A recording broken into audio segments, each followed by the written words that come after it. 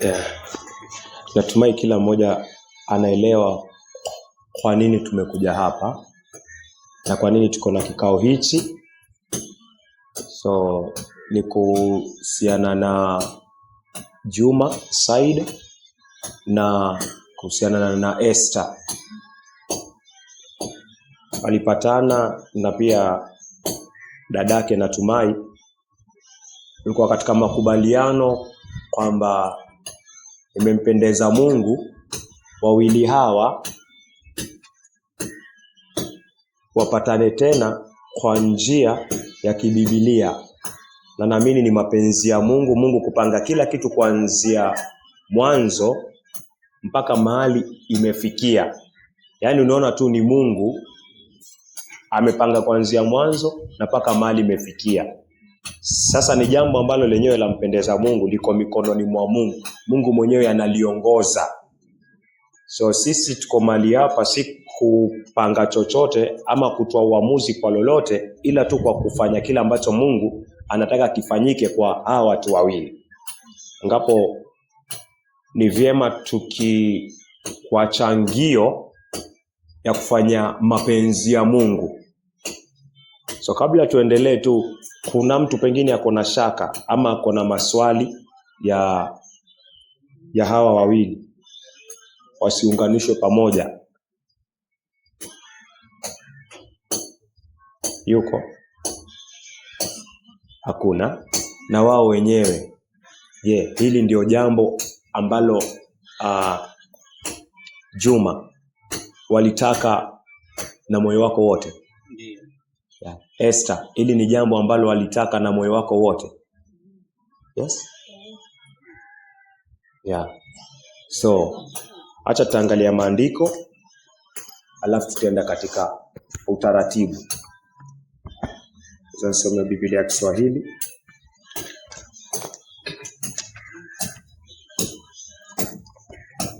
Mwanzo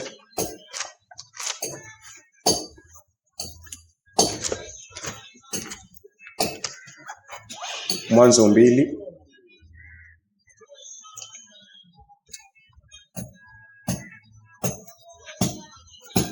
Mwanzo 2 mstari wa 18. Kitabu ni cha Mwanzo 2 mstari wake wa 18. Tutasema kwa uwezo wa Mungu. Bwana Mungu akasema, si vyema huyo mtu awe peke yake. Nitamfanyia msaidizi wa kufanana naye. Hivyo ndo Mungu amesema, si vyema mwanaume awe peke yake. So Mungu akamfanyia msaidizi. Sawa? So kwa nini tuyasomaya yote? Ili uelewe mpangilio wa kuunganishwa Juma na Esther. Esther yafaa uelewe, Juma inafaa uelewe. Ili ukienda nje, sawa, ukienda nje ujue umeenda nje ya mpangilio wa Mungu. Na ujue si mwanadamu anawaunganisha. Sawa? Hii si baada ya wanadamu anaunganisha. Ukienda nje itakuwa waenda nje kwa neno la Mungu na Mungu atakushughulikia. So hii ni mpangilio wa Mungu tangu mwanzo kabisa wa kitabu cha Biblia. Katika mwanzo kabisa Mungu anasema si vyema ukae peke yako, akakutengezea Esther. Na Juma yafaa ujue Mungu ndo amekutengezea Esther, na Esther inafaa uelewe kwamba Mungu amekutengezea Juma. Waweza endelea. Hii ni mkikaa pamoja, hilo lafaa liwe tu wazi kabisa. Nisianze muona mwenzangu kama hata ndo ananiregesha nyuma huyu, hata mimi. Usianze kujiona bora. Jua ni Mungu ndo amekusudia hivyo. Na Mungu anasema alimtengezea mtu ambaye ni bora. So ni muone bora venye Mungu anamuona. Nisimuone na macho mengine mwenzangu. Maana Mungu anasema nitamtengezea mtu msaidizi wa kufanana naye. Ya Kizungu inasema, and the Lord said it is not good that the man should be alone. I will make him an helper meet for him. Biblia zingine inasema a suitable. Suitable inamaanisha yule anayekufaa. Yule Yes, yule anayekufaa ama yule anayekustahili. So nisifikirie lengine hapa nikikaa ndani ya ndoa, nijue huyu ndio Mungu amenitengezea, huyu ndio ananifaa na huyu ndio ananistahili. Tusisikie kitu kama mimi naona yule anistahili. Sasa itakuwa toka katika maandiko. Na kama watoka kwa maandiko, mbona hapo mwanzo ulikubaliana kuunganika na haya maandiko? Waelewa? Ikiwa nimeamini kweli yafaa niunganike naye, ikiwa umeelewa yafaa unganike naye, na ni neno la sema hivyo, basi inafaa pia ukubaliane na neno kwamba yeye ndio anayestahili na anayekufaa. So kesho usije mkutano mwingine useme yule hanifai. Maanake hapo mwanzo ulikubaliana kwamba Mungu alimtengezea mwanaume mwanamke, si ndio? Na akasema huyu anakufaa, na mwanamke pia akaambiwa huyu anakufaa. Sasa hakuna kitu katika ndoa kama huyu hanifai. So hii itakuwa ni unafiki. Sawa, kwa sababu nikikubaliana Mungu amenitengezea huyu anayenifaa, nikampokea kwa sababu Mungu ametaka nimpokee, basi kusiwe tena siku nyingine niseme yule hanifai tena. Itakuwa ni unafiki, kwa sababu hapo mwanzo ulikubaliana kwamba huyu ananifaa, na kama anakufaa ndio maana ni ubavu wako, na mkakubaliana katika kikao hichi, mkae pamoja kama bibi na bwana. Kama hakufai basi hiki kikao hakingekuwa. So ina maana nimekubaliana kwamba ananifaa. So kesho kusiwe na anifai. Ni kufaa mpaka mwisho venye Mungu amesema. Wacheka Juma. Ya hivyo ndo Mungu anasema, Umefurahi?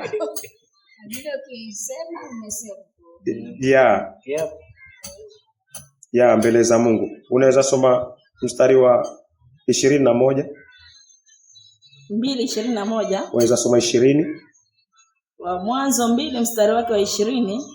Adamu akawapa majina yao kila mnyama wa kufugwa na ndege wa angani na kila mnyama wa mwituni, lakini hakuonekana wa kumsaidia Adamu aliyefanana naye. Ya, wanyama walikuwa, lakini Mungu anaangalia hakuna mtu wa kumsaidia Adamu.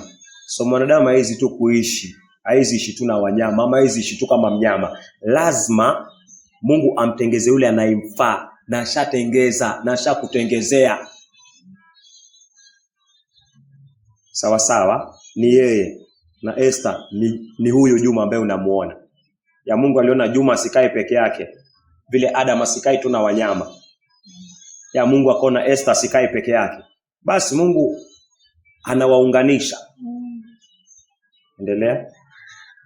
Bwana Mungu akamletea Adamu usingizi mzito, naye akalala, kisha akatwaa ubavu wake mmoja, akafunika nyama mahali pake, na ule ubavu alioutwaa katika Adamu Bwana Mungu akaufanya mwanamke. Akamleta kwa Adamu.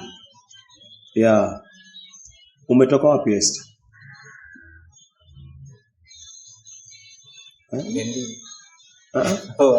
Umetoka wapi?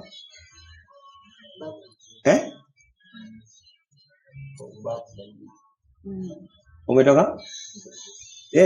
Si ubavuni wa mtu yote, ubavuni mwanani?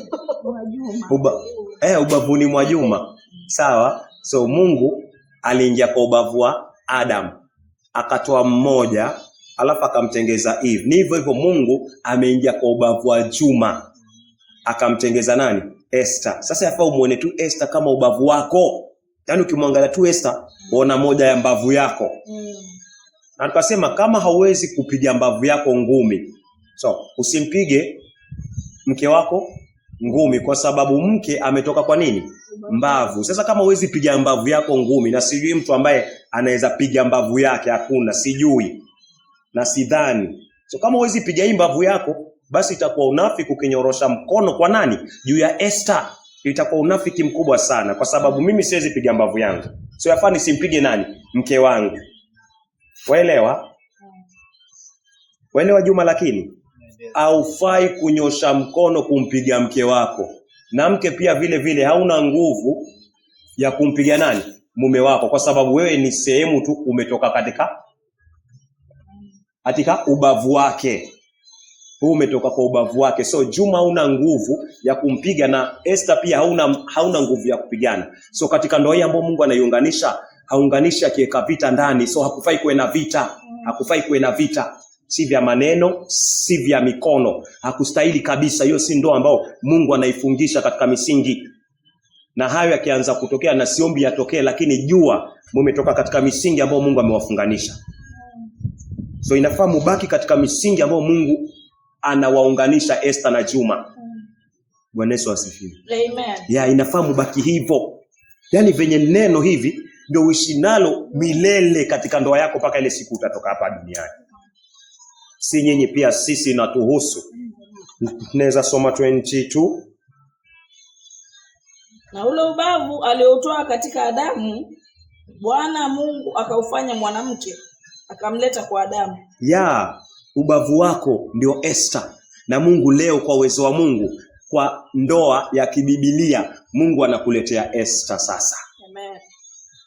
Kupitia maandiko, Mungu anakuletea Esther, si ule wa zamani na si ule Juma wa zamani. Juma mpya ambaye yuko na Kristo ndani yake, na Esther Mungu anakupatia Juma. Kwa mnijibu tu wa maandiko na makubaliano ya kila mmoja aliye mahali hapa. Mungu anasema 2, 3 wakikubaliana chenye watafunga hapa duniani, mbinguni Mungu atafunga. Ndio hii Mungu anafunga. Amen. Bwana Yesu asifiwe. Amen. Naweza angalia 23. Adamu akasema, sasa huyu ni mfupa katika mifupa yangu na nyama katika nyama yangu. Basi ataitwa mwanamke, kwa maana ametwaliwa katika mwanaume. Esther, ukiishi afaa ujue ulitolewa kwa nani? Juma. Wewe ni sehemu tu. Mungu hakuchukua sehemu ya kichwa alafu akakutengeza. Mungu alichukua sehemu ya ubavu. Ubavu uko juu ya kichwa au uko juu ya kichwa. Sasa usitaki hata siku zote ama siku yoyote ile kuwa juu ya mume wako. Haimaanishi mume basi ndio aweke miguu juu akutume tu. Haimaanishi hivyo. Inamaanisha ukiwa na jambo ambalo wataka kulifanya, yafaa umuhusishe nani? Kichwa ambao ni mume wako. Mkubaliane. Kama yamesema hili jambo sina imani nalo, basi inafaa utii. Mkubaliane. Yaani yeye ndio kichwa, hivyo ndio Mungu amesema yeye ndio kichwa, ndio maana akachukua ubavu akakutengeza. Ubavu kwa side, wewe ni msaidizi, inafaa uwe tu kando ya mume wako. Yeye ni kichwa, acha kuongoze. Hivyo ndio Mungu anaika ndoa safi, ndoa takatifu, ndoa ambao iko na baraka na mkono wa Mungu. Lakini ukipata ndoa ambao mwanaume amekaliwa na yule mke, basi inakuwa ndoa nyingine ngumu sana, kwa sababu haitakuwa na baraka za Mungu. Haitakuwa na baraka za Mungu, kwa sababu Mungu alimtoa mwanamke kwa ubavu. Aliona kichwa kuna sehemu nyingi, kuna hapa, kuna huku, kuna jicho, kuna angeangalia ubongo kidogo alafu akamtengeza nani? Mwanamke. Lakini Mungu anajua sehemu ambao mwanamke anafaa toke ni kando kwa ubavu ya mwanaume, ili mwanamke awe tu kando ya mwanamume. Mwanaume awe kichwa, yeye awe ubavu, awe kando yake. So hiyo sehemu iangalie. Wataka baraka yako katika ndoa, pata utaratibu wa ndoa ambao Mungu ameiweka kwa Biblia. Mungu ataibariki. So unaweza soma 24. Kwa hiyo mwanamume atamwacha baba yake na mama yake, naye ataambatana na mkewe, nao watakuwa mwili mmoja. Juma, umeacha wazazi wako. Vile Esther. So nyinyi Mungu anasema kwa makubaliano ya kila aliye mahali hapa na nyinyi wenyewe, Mungu anasema nyinyi mmekuwa kitu kimoja. So huyu ni Juma, huyu ni Esther, huyu ni Esther, huyu ni Juma. Juma ni Juma, Juma ni Esther, na Esther ni Juma. Hiyo ndio kitu kimoja. Hapa mmekaa wawili, lakini kwa macho ya Mungu anaona kitu kimoja. Anaona Juma na anamuona Esther ndani ya Juma. Sawa. So inafahamu kitu kimoja, si kwa maumbile tu ama kwa kiroho, lakini inafahamu kitu kimoja hata kwa kauli. Mwe kitu kimoja hata ndani ya nyumba, mwe kitu kimoja. Kitu kimoja inamaanisha msiruhusu mtu aingie hapa katikati kuwatawanya. Msiruhusu hali kuwatawanya. Magonjwa, umbo pengine linaweza badilika. Mimi nilimpenda kwa sababu ya sura, sasa hii sura imebadilika. Then waanza kutafuta sura nyingine. Haiendi hivyo. Sawa. Haiendi hivyo. Nilimpenda kwa sababu ya umbo. lakini sasa ashazaa, umbo imepotea. Sasa naangalia wengine ambao haiendi hivyo. Kitu kimoja inamaanisha ni kimoja. Waelewa? Ya kimoja, umpende yeye na hakuna mwingine, yani ulimwenguni kama Esther. Hivyo ndio inafaa uone Juma. Na Esther inafaa uone hakuna mwingine. Hakuna ensemble mwingine isipokuwa Juma. Umuone hivyo. Hivyo ndio Mungu anasema kitu kimoja. Kwa mtakuwa na njaa, mtakuwa nayo. Mtakuwa na misukosuko ya fedha, hiyo mtakuwa nayo, kuwa na uhakika. Lakini kitu kimoja inamaanisha hata katika ufukara bado itakuwa kitu kimoja. Hata kunywa maji na kulala itakuwa ni kitu kimoja. Hata katika magonjwa, hata katika hali yoyote ile ya dunia hii, Mungu anasema inapaswa mubaki kitu kimoja. Usijione bora zaidi ya mke wako, usijione bora zaidi ya mume wako. Kitu kimoja ni kimoja. Kila mmoja ajue nafasi yake. Na hata mtakuwa na shida kiasi gani, na hata jirani atajua. Ni kwa sababu mmetambua ndoa ya kibiblia venye Mungu amepanga tangu mwanzo ni kitu kimoja. Na hivyo ndio Mungu anataka. So fikia hapo, kuna kitabu kingine tutasoma, tutavalishana pete, haina mambo mingi. Waweza piga picha.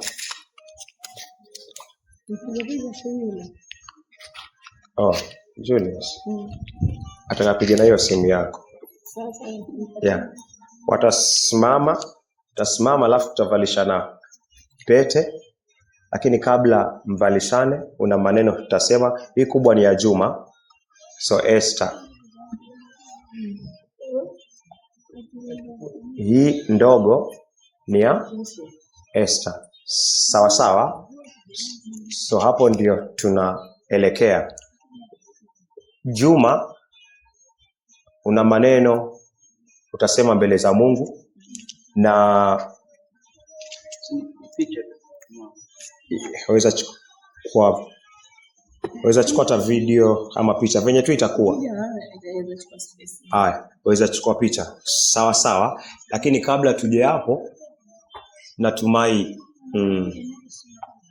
utaichukulia wapi?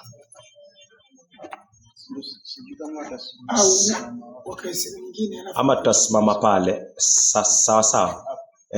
Lakini kabla hapo, waweza ondoa ile shati. Kabla hapo, itakuwa vyema tusome hii kitabu ya Marko.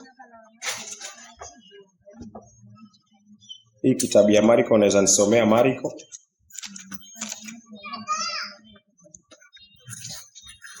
Marko 10.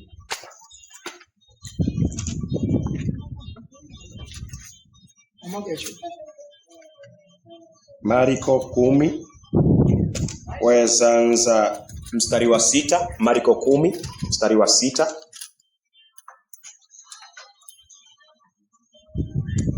Marko 10 kuanzia mstari wa 6. Maandiko yanasema, lakini tangu mwanzo wa kuumbwa ulimwengu aliwafanya mume na mke. Kwa sababu hiyo mtu atamwacha babaye na mamaye, ataambatana na mkewe, na hao wawili watakuwa mwili mmoja. Asante. Hayo ni maneno ya Yesu Kristo. Anasema tangu mwanzo mpangilio wa Mungu ilikuwa mwanaume na akamuumba pia mwanamke. Na Yesu anasema, anarejelea vile vile, wawili wawe kitu kimoja. Wawili wawe kitu kimoja, kwa kauli, kwa mawazo, kwa kila kitu mwe kitu kimoja. Endelea mstari wa 8 tafadhali. Na wawili watakuwa mwili mmoja. Hata wamekuwa si wawili tena, bali mwili mmoja. Yeah, si wawili tena, bali mwili mmoja. Mstari wa 9. Basi alichokiunganisha Mungu, mwanadamu asitenganishe. Rejelea tena. Basi alichokiunganisha Mungu, mwanadamu asikitenganishe. Ya hivyo ndio Mungu anasema. Alichokiunganisha Mungu. Mungu anaunganishaje Juma na Esther? Mungu anaunganisha Juma na Esther kupitia neno lake. Kupitia kile ambacho wewe mwenyewe umekubaliana katika moyo. kupitia kile ambacho Esther umekubaliana katika moyo. Alafu neno linasomwa kwa uwezo wa Mungu. Alafu mnakubaliana na hilo neno kuwa kitu kimoja, vile Mungu amesema mwe kitu kimoja. Hivyo ndo Mungu anawaunganisha. Na hivyo ndo Mungu anasema pia mwanadamu yoyote asitenge kwa mawazo. Mwanadamu yoyote asitenge. Mtu yoyote asiingie katikati ya Juma na Esther kuwatenganisha. Na najua hakuna mtu ana wazo kama hilo hapa. Lakini shida zinaweza ingia katikati. Usiruhusu shida ziwatenganishe. Usiruhusu udhaifu wa mke wako, mume wako ikutenganishe. Usiruhusu. Hivyo ndo Mungu anasema. Na mtu asitenganishe kile ambacho Mungu amefanya nini? Amekiunganisha. So nisione shida niseme sasa mimi najitenganisha.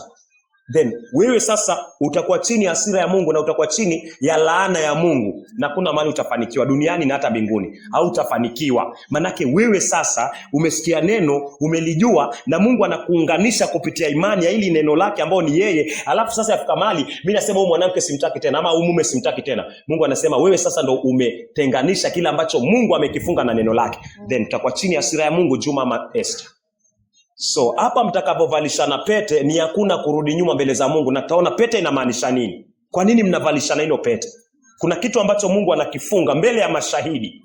Na yeye ndo anafunga hii. So nikileta mzaa katika ndoa itakuwa naleta mzaa kwa Mungu aliyefunga hii ndoa. So inafaa uwe very serious. Ujue ni uko mbele za Mungu. Waelewa Juma? Yeah. Usiwe na kufarakana alafu tena papo umetoka. Najua huwezi toka.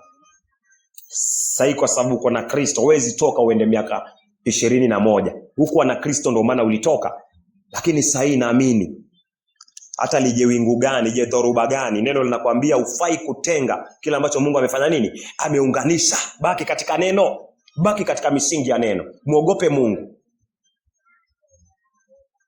Hiyo imeeleweka? Bwana Yesu asifiwe. Sawa sawa. So hizi pete, kwa nini mnavalishana pete? So pete katika maandiko yaashiria mamlaka. Pete inaashiria mamlaka.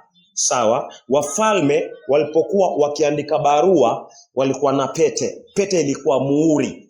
Akiandika ile barua alikuwa anachukua ile pete alafu anagonga katika ile barua. Ile barua ikienda, mtu yote akiona ile barua, akiona ile pete, ile muhuri ya mfalme, hiyo barua ina mamlaka. So pete inaashiria mamlaka. Sawa sawa. So utakapochukua pete ukimvalisha Esther, inafaa ujue wewe uko na mamlaka juu ya nani? Juu ya Esther. Na Esther atakapochukua pete kukuvalisha wewe, ni wewe, yeye ako na mamlaka juu ya mwili wako. Tuongea juu ya mwili sasa. Huu mwili si wako, ni wa nani? Ni wa Esther. Na Esther ako na mamlaka juu ya mwili wako. Na Esther Juma ako na mamlaka juu ya mwili wako. Mwanaume ni kichwa, utawala, alafu mwili si wako. Mwili si wako Juma. Kuanzia sahi hiyo pete itakapoingia tu katika mkono wako, huu mwili si wako tena. Huu mwili ni wa Esther, na Esther ako na mamlaka nayo. Akitaka chakula cha usiku, wewe unafaa umpatie. Juma Esther akitaka chakula cha usiku inafaa umpatie. Si nasikia njaa nataka kula, wasema mimi acha nimechoka tayari. Haiendi hivyo. Mungu anasema hivyo. So acha tuangalie kwa nini mnavalishana pete. Angalia Esther.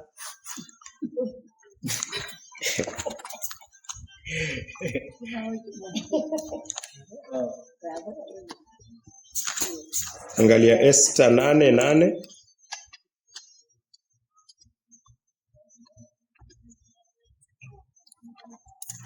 Esther iko hapo kwa Ezra, Nehemia. Esther 8:8.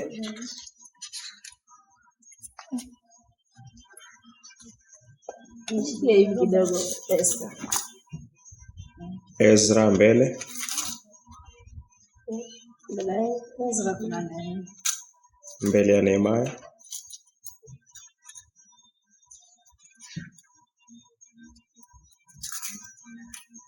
Esther 8:8.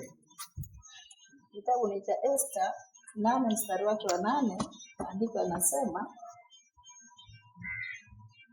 basi waandikieni Wayahudi pia vyovyote mpendavyo kwa jina la mfalme, mkatie muhuri ya pete ya mfalme, kwa kuwa andiko lililoandikwa kwa jina la mfalme na kutiwa muhuri kwa pete ya mfalme hakuna awezaye kulitambua. Mfalme alikuwa anatumia pete, mamlaka, akiweka hakuna mtu yoyote anaweza tangua hiyo. So uko na pete, utambalisha Esther kwa uwezo wa Mungu muda si mrefu, yafaa ujue kwamba hakuna kutengana na hiyo pete. Ni kwamba uko na mamlaka juu ya Esther, juu ya mwili wake, sawa sawa, juu ya mwili wake. Na Esther utakapomweka pete Juma, inamaanisha Esther yuko na mamlaka Juma kwa mwili wako. Si kichwa kukuongoza, wewe ni kichwa, lakini mwili ni wa Esther. Yuko na mamlaka juu ya huu mwili, na hivyo sawa sawa. So tukiangalia Wakorintho, na tutamalizia na ile andiko. Wakorintho bado tuko hapo katika pete na tuko kwa mamlaka. Wakorintho wa kwanza 7.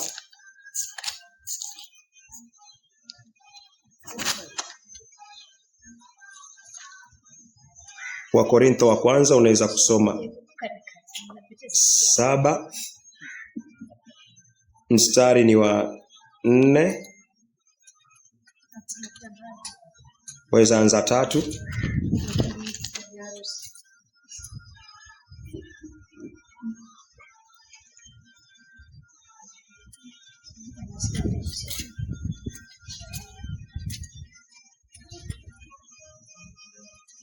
Wakorintho wa kwanza 7. Waweza kusoma 3. Wakorintho wa kwanza 7 mstari wake wa 3, tutasoma kwa uwezo wa Mungu. Mume na ampe mkewe haki yake, na vivyo hivyo mke na ampe mumewe haki yake.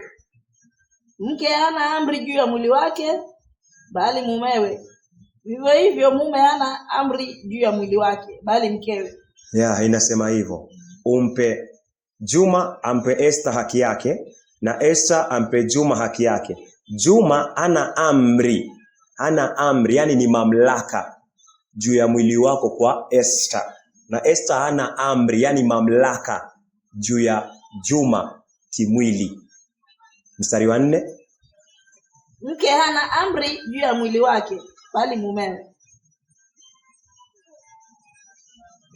Imeisha 4. Mke hana amri juu ya mwili wake bali mumewe.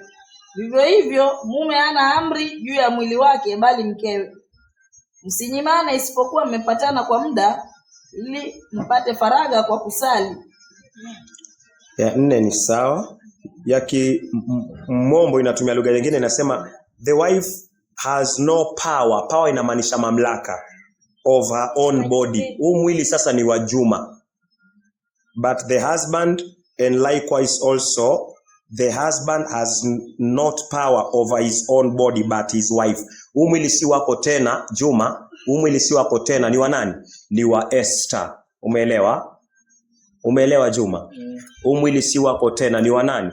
Ni wa Esther. Na Esther, huu mwili si wako tena, ni wa nani? Ni wa Juma. So kusiingia ujeuri katikati. Huwa kuna wengine wana ujeuri katikati.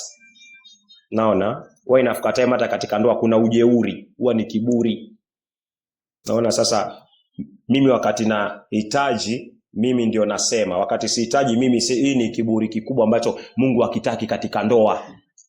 Hajaumba ndoa alafu akaeka hicho kiburi ndani. Mungu hakitaki. So kusiwe na kiburi katika ndoa hii ambayo Mungu anaifunga. Amen. Ndio maana mwavalishana nini? Pete. Yaani mimi nampa Esther, Juma ampa Esther mamlaka ya mwili wako. Nimekupatia, una nguvu sasa Esther kwa mwili wako Juma. Na Esther ukimpatia Juma, ukimvisha Juma pete, ni unamvisha pete ukimwambia Juma uko na mamlaka wakati yoyote, saa yoyote, tarehe yoyote kutawala huo mwili wako. Umeelewa kwa nini mnavalishana pete? Mili yenu wampatia mwili wako na wewe wampatia mwili wako atawale. So acha tuende pale kwa uwezo wa Mungu, tutaongea maneno, alafu utayaregelea, alafu tutamvalisha pete, alafu pia tutayaongea tena, utayaregelea, alafu pia utamvalisha nini? pete. Alafu mtakumbatiana, alafu mashahidi pia watapigwa picha na nyinyi. Alafu yes, alafu tu itakuwa sawa. Kuna shida yoyote hapa? Haya, acha tuendeni pale. Mashahidi pia wakiwa nyuma itakuwa vizuri. Mali pazuri itakuwa hapa, itatosha. Hapa ni sawa. So